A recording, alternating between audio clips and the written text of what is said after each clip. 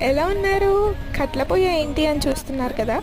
ఈ రోజైతే మా డాడీ చేపల పులుసు వండుతున్నారు. మా గోదావరి స్టైల్ చేపల పులుసు చూసేయండి. ఫస్ట్ ఆయిల్ హీట్ అయిన తర్వాత ఆనియన్ పేస్ట్, పచ్చిమిరపకాయలు, పసుపు వేసుకోవాలి. ఆ తర్వాత జింజర్ గార్లిక్ పేస్ట్ వేసి బాగా ఫ్రై చేయాలి. ముందుగా మసాలా పట్టించిన చేపల్ని తీసుకొచ్చి వేయండి.